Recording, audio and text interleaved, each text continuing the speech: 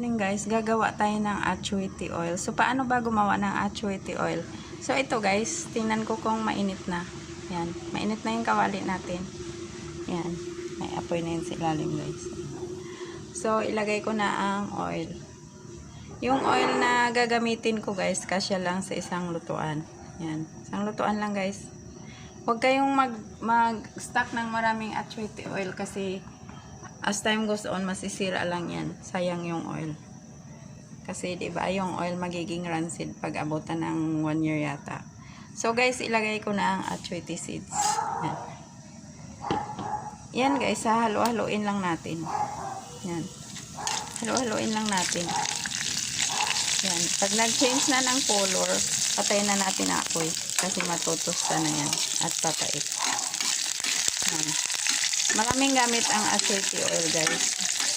Una, nakakadagdag ng red blood cells yan. So, kung ikaw ay laging puyat, kailangan mo ng achuete oil panghalo sa pagkain mo. Para hindi ka madiklit ng red blood cells. Or else maging anemic ka. So, yan, luto na yan siya guys. Ganyan lang. Halo-halo lang. Ngayon, ililipat na natin siya sa i-strainer na natin guys. Yan.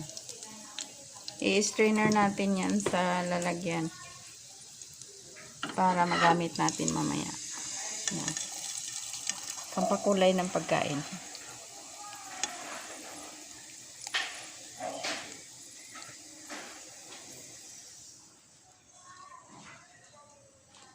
So, ngayon guys, mag-isa na tayo ng gulay. Yan. Mag-isa ako ng gulay guys. Gamit ang achuete oil.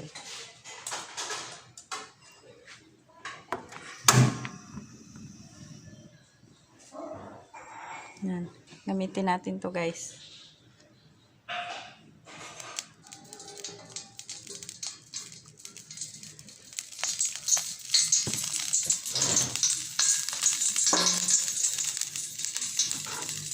So, ilagay ko na ang bawang. Kasi mostly, Filipinos, gusto nila yung bawang guys. Ano? Yung brown. So, i-brown natin ang bawang dyan. Gamit ako ng ladle. Manipis lang tong lutuan natin guys. So, kailangan mabilis.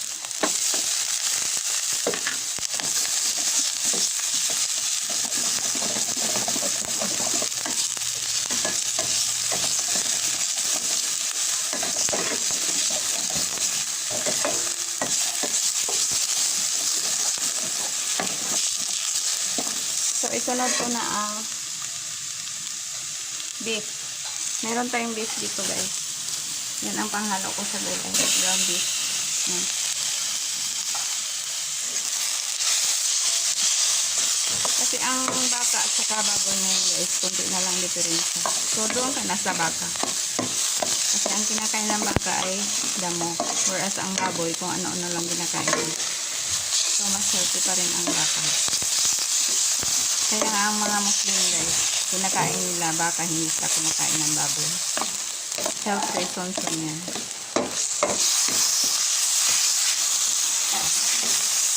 So, ang sunod natin ilagay guys ay ang kamatis. Yan. At saka isama ko na ang paminta. Para isahan na lang lagay.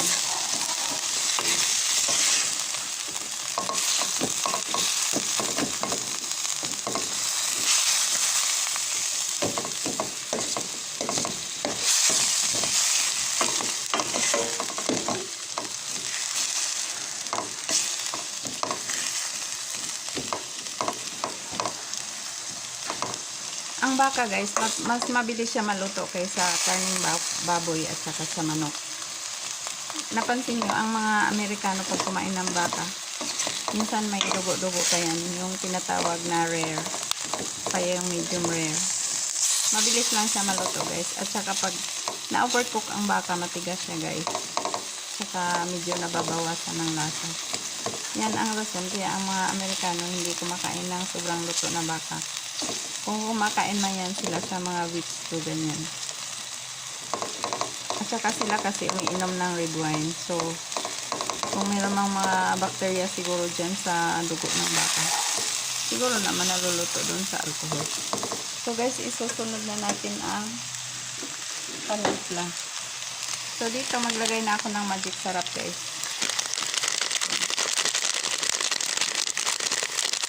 Ang pagtimpla guys, depende yan sa kakain. May taong gusto ng alat, may gusto ng matabang. So, alamin nyo na lang ang dila ng kakain para walang ingay, diba? Kasi sabihin na, ay ang tabang nito. Sabihin naman, ay ang alat nito. So, kung sino yung kakain, yun ang masusunod. After all, siya naman ang mag-suffer sa consequences. So, guys, isunod na natin ang asin. Ayan guys, hindi lang asin lagay ko kasi may magic sarap na tayo eh. Pero mamaya kung kulang yan, dagdagan natin. Dito kasi may ayaw ng maalat. Sabagay ayaw naman yung kumain ng baka. So, pwede natin to itama ang timpla. Ang kapatid ko ayaw ng baka guys. Mas gusto niya ang baboy. Kasi nakaka-high blood din ang baka daw, puno. Pero pareho lang naman kasi yung baboy tumaas din ang cholesterol niya dyan. So, ilagay na natin ang gulay. Yan, opo guys.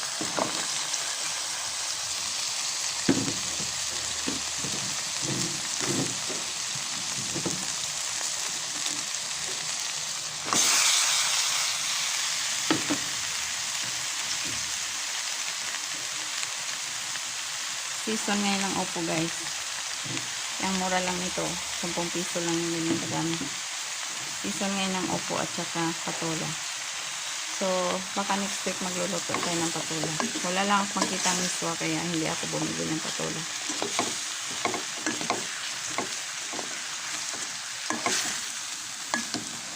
Imagine guys, pure gold. Naubusan ng miswa. Can you believe it? Dito sa Pure Gold Junior sa may Don Antonio, wala silang miso. Sabagay maraming bumibili ng miso kasi dyan guys. Kasi ang daming villages na nakasurround dyan. So, lakasan natin ng konti ang apoy guys.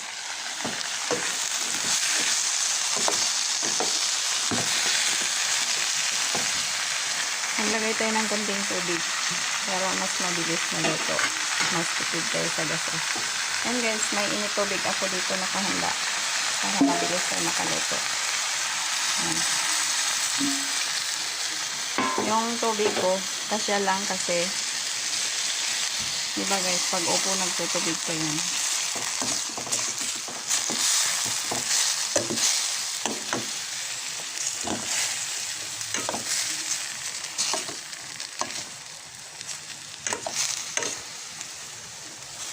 Lagyan ko pa ng konti kasi yung isasaid natin yung tirang achote oil. Ayan.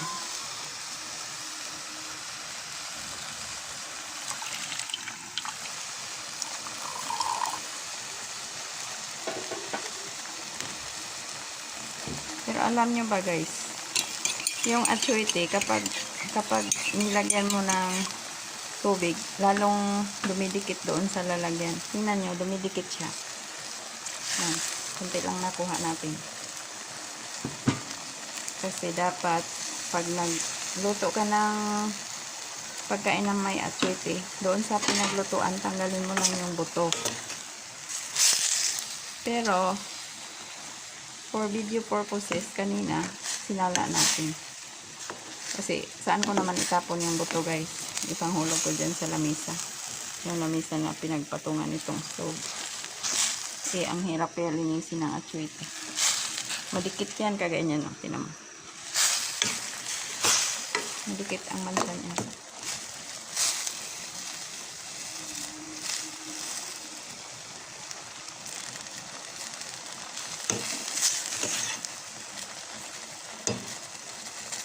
So, dahil nakalimutan kong dalhin dito ang takip ng kawali, ay ng ano, oo, tama.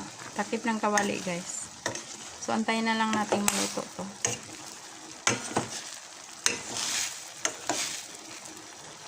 wala pa namang kakain. Nasa simbahan pa yung mga boss. Sisimba sila guys.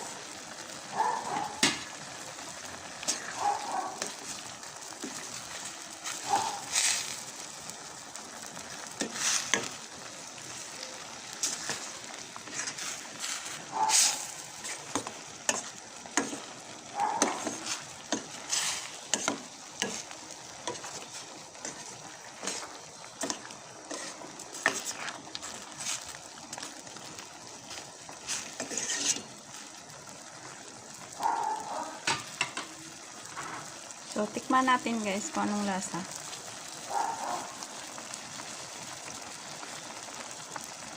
Kulang talaga siya sa asin guys. So, kagaya ng sinabi ko kanina, dahil hindi naman kakain ng baka yung sister ko, pwede natin tamain ang timpla nito.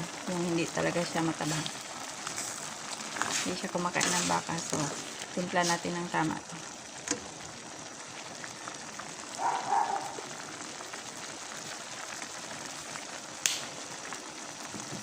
Other people guys, gumagamit sila ng patis dito. So, kung wala kayong allergy sa patis, pwede naman. Pero ako may allergy.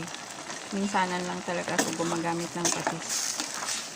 Doon lang sa, halimbawa, tinola. Kasi kailangan ang tinola, perfect mo yung timpla niya. Or else, nako, sayang lang.